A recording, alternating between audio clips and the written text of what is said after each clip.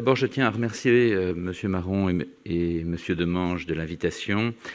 Je vais essayer de vous faire une présentation sur deux des axes de travail développés sur la région Occitanie, sur un mandat qui nous a été donné par l'Agence régionale de santé Occitanie en 2018, sur la poursuite du travail qui avait été initié à partir de 2007-2008 sur l'organisation des soins.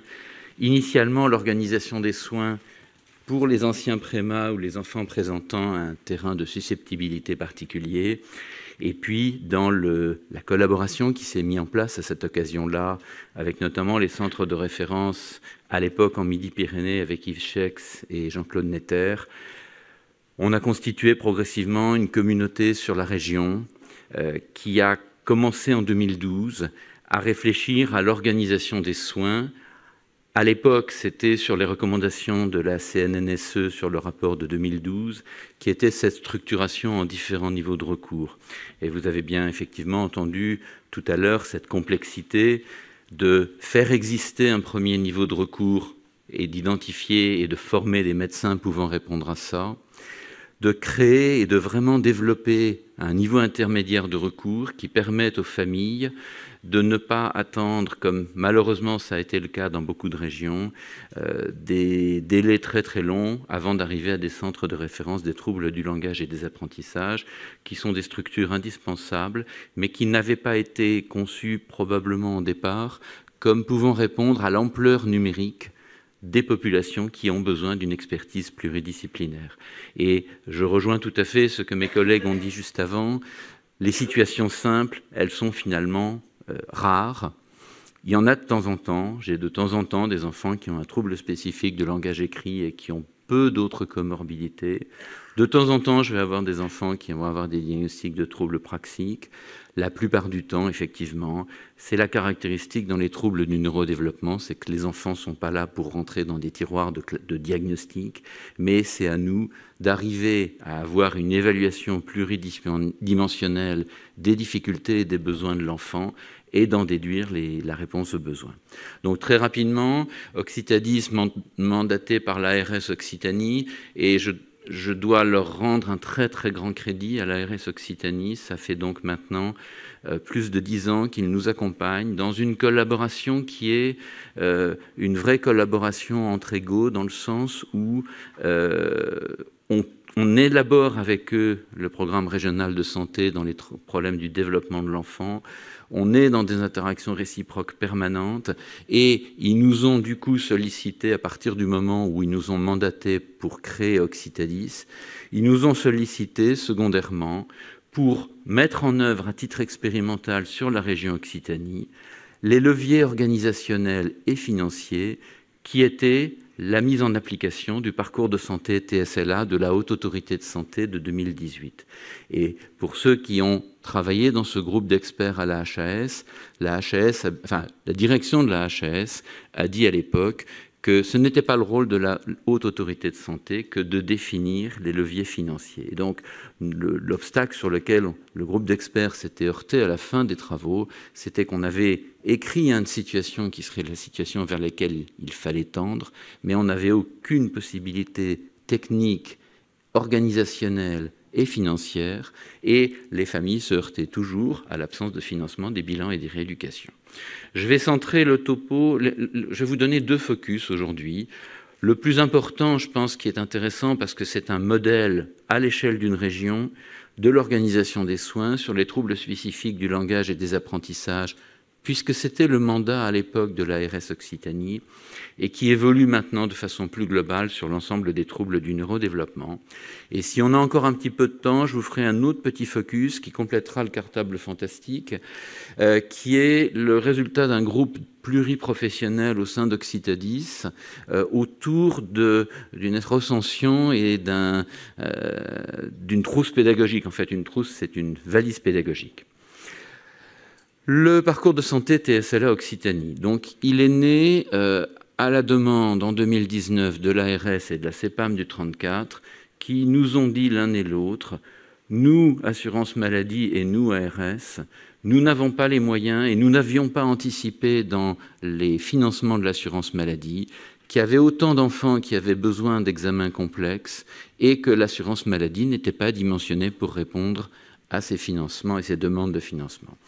Nous avons donc soumis un projet dans le cadre d'un appel d'offres annuel de l'assurance maladie défini par l'article 51 de la loi de financement de la sécurité sociale de 2018. Et cet article 51, c'est un élément extrêmement important qui dit que, au lieu que ce soit les administrations centrales qui définissent les modèles organisationnels et qui en déduisent les niveaux de financement, la sécurité sociale, en fait le Parlement, a décidé de donner la place à des acteurs de terrain avec un niveau d'expertise suffisant pour faire des propositions à partir de leur connaissance du terrain et de faire remonter ces propositions à une structure commune, assurance maladie, ministère de la Santé, le comité technique de l'innovation en santé, et qui accepterait les projets qui seraient retenus et qui auraient un niveau de sérieux suffisant.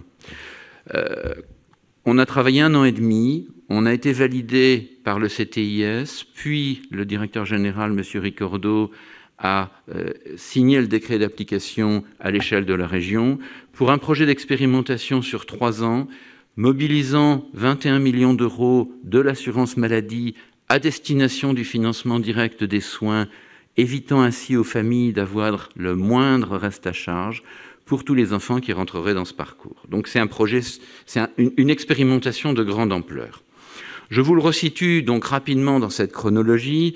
2018, la Haute Autorité de Santé. Entre-temps, les différents plans autisme qui avaient pu être mis en place au niveau national, et le concept a changé à partir du moment où l'ampleur de l'argent qui avait été mis sur le changement des regards des structures sur l'autisme avait montré que ce n'était pas en faisant un énième plan autisme qu'on changerait les choses, et ce qui a abouti, sous la tutelle du secrétariat d'État au handicap, à la mise en place de la délégation interministérielle pour l'autisme au sein des troubles du neurodéveloppement. Et en fait, on a écrit le parcours de santé TSLA Occitanie en même temps que la délégation interministérielle, et notamment Delphine Corlet en tant que responsable du déploiement à l'époque, sous la tutelle de Claire Compagnon, écrivait et mettait en place les plateformes de coordination et d'orientation, les PCO 0-7 ans. Notre projet a donc cheminé en parallèle. Nous l'avons conçu avec la collaboration de la DIA pour être synchrone et dans la continuité organisationnelle entre les PCO 07 et le parcours de santé TSLA Occitanie, 6 ans, 15 ans. Et nous sommes actuellement dans la phase d'expérimentation de ce projet. Gardons bien en tête qu'il s'agit d'une expérimentation. Et donc nous avons dû, avec l'ensemble des partenaires qui ont contribué à l'écriture de ce projet, nous avons posé des hypothèses en termes de volume financier à mobiliser, en termes d'épidémiologie. Et vous avez bien compris que l'épidémiologie sur les troubles du neurodéveloppement est marquée d'un certain flou en France, voire de l'absence de données. Donc nous avons été obligés de s'appuyer sur les données de la littérature internationale. On a été obligé également de se mettre dans un principe de réalité, qui est qu'il ne suffit pas de décréter qu'un dispositif doit fonctionner pour que ce dispositif se mette en place. Et donc ce que l'on est en train d'expérimenter depuis le début du déploiement au 1er janvier 2021 sur la région Occitanie, c'est la montée progressive en charge des différents axes du projet. Donc vous voyez, effectivement, il est d'emblée conçu pour être compatible avec les PCO 07 sur la région Occitanie notamment.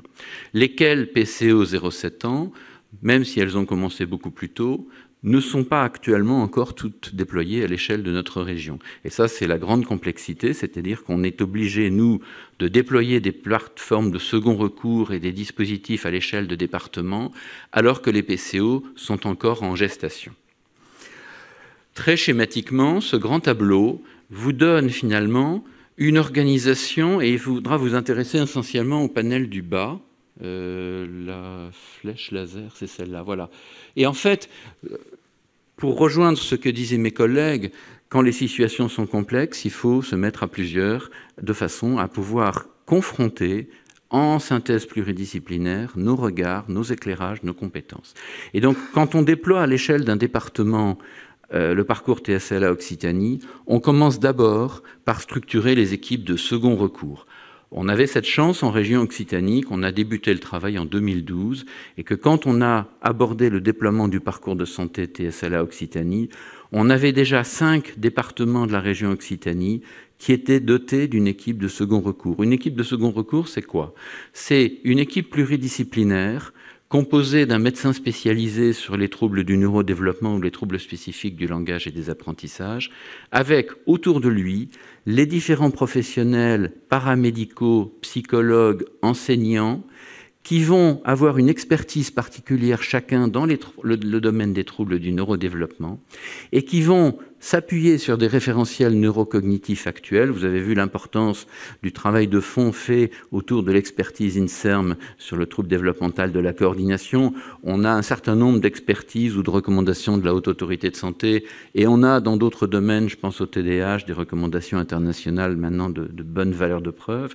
Et puis donc, notre travail, c'est un travail double, c'est aider à l'organisation de plateaux techniques de deuxième recours en s'appuyant sur les gens qui sont les gens compétents dans leur territoire, en les aidant à s'organiser, en leur simplifiant la vie sur le plan convention, en faisant ce travail avec eux de négociation, avec à chaque département une organisation différente en fonction de ce qu'est la vraie vie dans ce territoire. Donc par exemple, sur Rodez, ça va être le service de pédiatrie avec le CMP et le CMPP. Sur Toulouse, c'est un modèle très différent, c'est un établissement médico-social, l'ASEI, avec un centre de bilan des troubles des apprentissages et une structure d'un centre de bilan libéral qui regroupe une vingtaine de professionnels, médecins, pédiatres, psychiatres et l'ensemble des professions. Vous voyez, et à chaque territoire, on déploie en fonction des gens compétents. Et puis, l'autre travail qui est la grande révolution pour les familles, c'est qu'on a obtenu un financement de type parcours, c'est-à-dire que nous ne nous sommes pas posé la question de dire il faut conventionner les psychologues avec la sécurité sociale. Il faut créer une nomenclature des actes pour les psychomotriciens ou les ergos. Ce n'était pas notre mission. Nous ne sommes pas représentants des corporations professionnelles. Par contre, on a profité d'un entraînement et de la politique actuelle au sein de l'assurance maladie qui est de dire quand il n'y a pas de schéma et de possibilité de financement direct de l'acte, on va passer sur des financements de type parcours de santé. Et c'était bien effectivement les leviers mis en œuvre dans l'article 51 qui nous ont permis de créer finalement un certain nombre d'enveloppes financières dont on a calculé les niveaux financiers avec, dans une négociation qui a été un peu âpre avec l'assurance maladie au niveau national, mais négociation pour laquelle la délégation interministérielle, d'une part, et Claire Auger-Gendre au ministère dans les locaux ici, nous ont apporté un soutien fort. Et l'autre point particulier qui est un éclairage et finalement un retour d'expérience de ce qu'est le dispositif des PCO, c'est qu'on a d'emblée voulu mettre un médecin spécialisé, coordinateur du diagnostic, avec un financement du temps médical. On a effectivement, comme vous, 2 à 3 heures de temps médical minimum autour d'un enfant, et on rejoint bien effectivement cette difficulté pour laquelle il faut trouver des financements à hauteur de ce que coûte un temps médecin. Donc on a créé un forfait de consultation diagnostique pour les médecins de deuxième recours, on a créé tous les forfaits qui pouvaient être envisageables sur le plan des psychologues, neuropsychologues, ergo, psycho, bilan mémoire, etc. Nous ne nous sommes pas attachés aux actes diagnostiques qui rentraient déjà dans le champ de l'assurance maladie, puisqu'il y avait déjà une nomenclature des actes. Donc nous n'avons rien changé sur les actes des orthoptistes et des orthophonistes, ce n'était pas notre mandat. Et puis, nous avons individualisé et confirmé la nécessité pour chaque enfant que le parcours, au moment de la phase de diagnostic ou au moment de la phase de réévaluation, s'appuie sur une synthèse pluridisciplinaire. Et en ce sens, on est en phase avec le modèle des centres de référence des troubles du langage et des apprentissages, mais finalement, ces réunions de synthèse pluridisciplinaire, elles sont réalisables dans des modèles organisationnels très différents.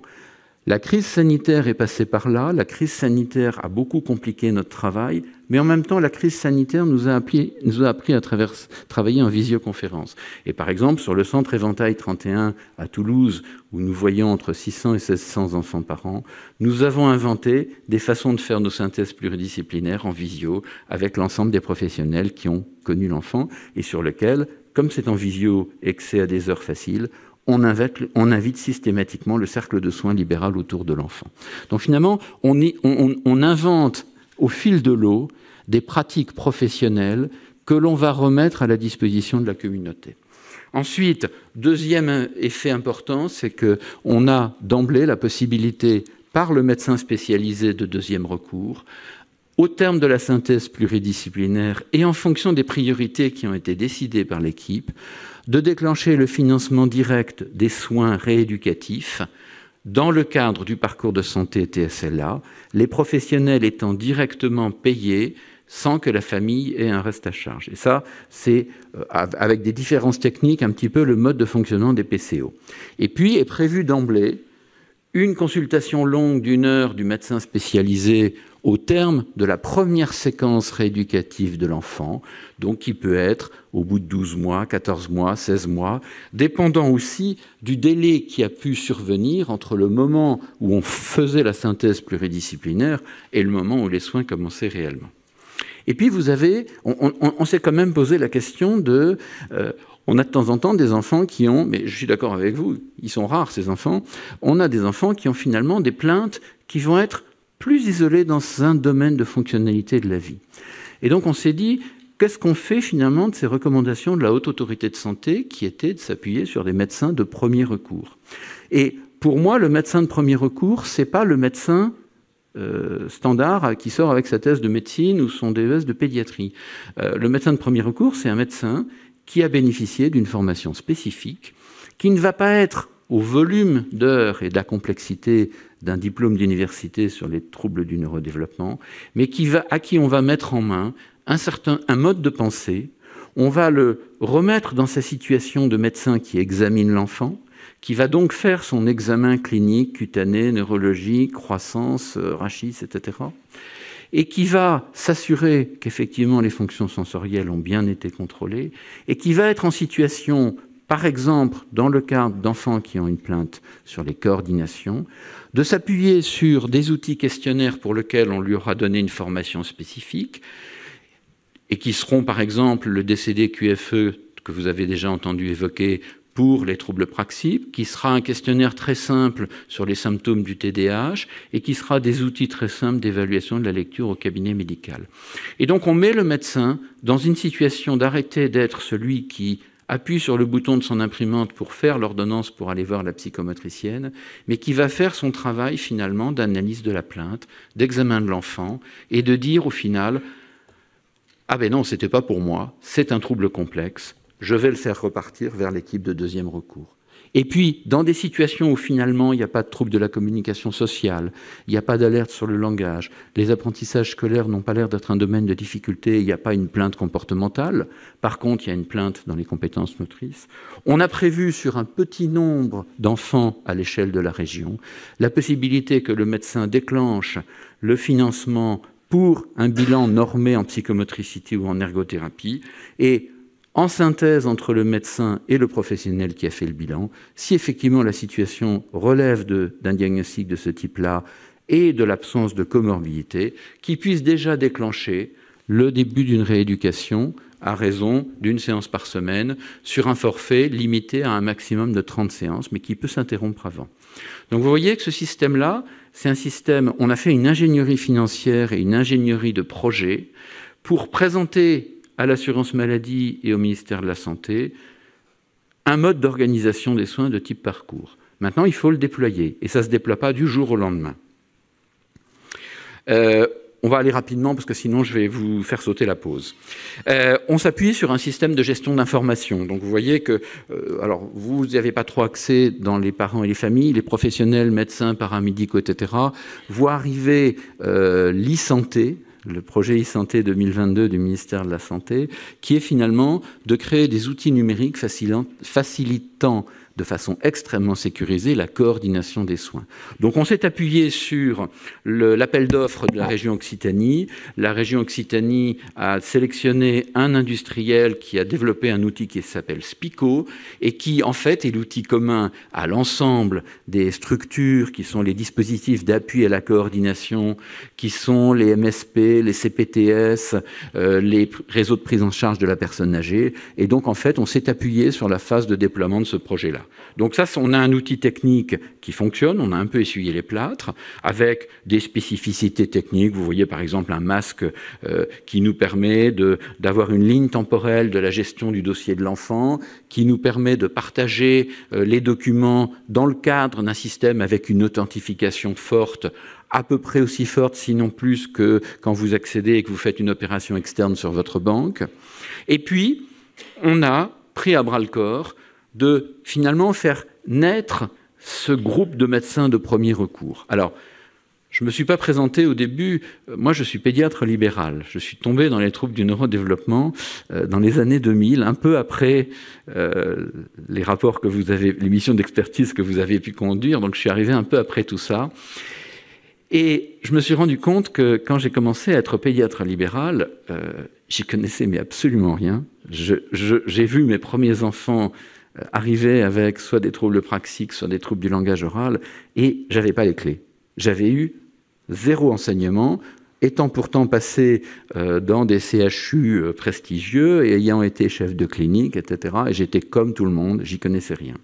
Et puis, je me suis passionné pour cette réflexion sur l'organisation des soins et cette réflexion sur l'enseignement. Et aujourd'hui, donc, nous formons les médecins de premier recours, et les médecins de premier recours, dans le cadre du parcours de santé TSLA Occitanie, signent une convention avec Occitalis et l'assurance maladie, sous réserve qu'effectivement ils se soient formés. Donc ça, pour nous, c'est un impératif de conventionnement. C'est une formation qui rentre dans un dispositif conventionnel de formation, qui va s'appuyer sur des outils extrêmement simples, et puis on va quand même, au fur et à mesure de cette formation, leur donner des focus sur les différents troubles du neurodéveloppement.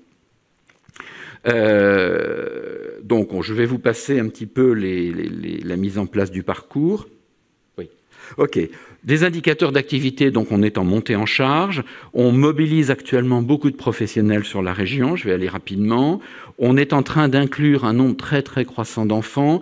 Vous voyez les départements qui ont ouvert leur plateforme de second recours au fur et à mesure du temps, la montée en charge des bilans. Actuellement, pour nous, par exemple, sur la Haute-Garonne, on voit sur le centre Éventail 31, 60 enfants à peu près tous les mois. Et à l'échelle de la région Occitanie, on a une prévision de pouvoir en 2023 recevoir 3000 enfants sur des évaluations pluridisciplinaires à l'échelle de la région. Je vous donne les objectifs. Il nous reste encore aujourd'hui 3 départements à doter d'équipes de second recours.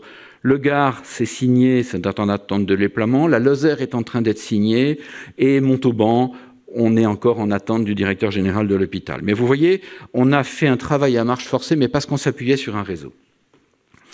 Nos priorités en 2022, ça va être consolider le parcours, développer le premier niveau de recours, continuer à développer les systèmes d'information. Et 2 éléments extrêmement importants, c'est qu'on ne travaille pas hors sol, et on travaille avec l'éducation nationale, bien entendu. Donc on est en cours de conventionnement avec les recteurs des 2 régions académiques de Toulouse et de Montpellier. On a formé l'ensemble des médecins d'éducation nationale qui sont maintenant médecins de premier recours dans notre dispositif et qui peuvent eux-mêmes déclencher des bilans psychomoteurs en cas de besoin. Et surtout, on est en train de faire le travail de l'après-expérimentation. Autrement dit, comment allons-nous généraliser, ou comment le gouvernement ou le ministère de la Santé ou l'assurance maladie vont décider de généraliser ce dispositif, en sachant qu'il y a les PCO 7-12 qui arrivent. Donc on est en train de voir les complémentarités de l'un et de l'autre des dispositifs, en sachant que les PCO 7-12 n'ont pas systématiquement un médecin qui va être le médecin au cœur du dispositif et qui va pas systématiquement examiner l'enfant. Et nous, notre credo, c'est qu'effectivement, il faut revenir finalement sur une vision synthétique de la définition des besoins de l'enfant. C'est pas le médecin tout seul qui peut le faire, mais on peut pas non plus se passer du médecin à un moment donné. Donc finalement, une des parties du travail, ça va être de faire rentrer le levier et l'organisation des soins qui fassent que les PCO sont aujourd'hui des structures organisationnelles et de déploiement rapide de financement, mais les PCO ne sont pas des structures porteuses d'une expertise de deuxième recours. Et ça, en termes d'organisation des soins, c'est extrêmement différent. Bon, ok, on va s'arrêter là. Juste, donc, vous aurez via le diaporama en ligne, vous aurez l'autre partie que je ne vous présente pas, qui est la trousse pédagogique. Je vends quand même un peu la mèche. La trousse pédagogique, c'est quoi? Mais je vous promets, je ne vous passe pas le reste et je ne vous passe pas les vidéos. Qu'est-ce que c'est la trousse pédagogique? Ça rejoint un petit peu la démarche du cartable fantastique. C'est de dire que finalement, quand on se met à plusieurs autour de la table, enseignants, parents, référents de scolarité de la MDPH, médecins spécialisés, ortho, psycho, orthoptistes, psychomotes, on voit effectivement énormément de solutions pratiques qui sortent à partir du terrain ou qui ont été fabriquées par telle ou telle société. Et puis, finalement, chaque école est en train d'essayer de se refaire son kit pratique des aménagements scolaires, sa valise pratique. On a donc fait une démarche de travail d'analyse des besoins auprès de 250 enseignants du primaire. Notre groupe pluriprofessionnel est allé regarder tout ce qu'ils avaient vu passer comme outil d'adaptation scolaire. Ils ont fait un espèce de benchmarking. Ils ont tout essayé, ils ont fait les allers-retours avec les enseignants. Ils en ont sorti une trentaine d'outils qui avaient plutôt un bon retour pratique de terrain. Ils ont conçu une valise pédagogique, ils ont conçu un mode d'emploi, ils ont conçu des vidéos de formation et ils ont conçu un système de formation. Et donc, on l'a expérimenté sur 4 écoles à Toulouse pendant 1 an. Et là, maintenant, on est en phase de déploiement et de mise à disposition. Autrement dit, ce que l'on fait maintenant, c'est qu'on propose aux écoles qui le souhaitent et qui trouvent les financements, parce que c'est souvent ça le problème, de se former sur le kit prêt en main des aménagements pédagogiques. Ça ne veut pas dire qu'ils vont savoir faire systématiquement, mais au moins ils n'auront pas besoin d'aller réinventer l'eau chaude systématiquement. Ils auront déjà un certain nombre d'outils que les ergothérapeutes avec qui on travaille ont l'habitude d'utiliser. Donc c'est une valise adaptée à la région Occitanie, mais qui peut éventuellement intéresser certaines des écoles dans lesquelles sont vos enfants ou dans lesquelles vous pouvez travailler ou dans lesquelles vous intervenez en tant que professionnel. Et à ce moment-là, il faut trouver, c'est un peu d'ingénierie, trouver le financement. Et à ce moment-là, on est à votre disposition pour vous former là-dessus si vous le souhaitez. Je rappelle, dernière chose, je n'ai aucune déclaration particulière d'intérêt, ça me paraît très important à rappeler. Je n'ai aucun intérêt financier. Je suis président d'Occitadis avec une indemnité de président qui est extrêmement modérée, mais je ne vends pas d'outils. Et cette trousse pédagogique, nous n'avons aucun bénéfice là-dessus. Nous sommes une association à but non lucratif. Merci de votre attention.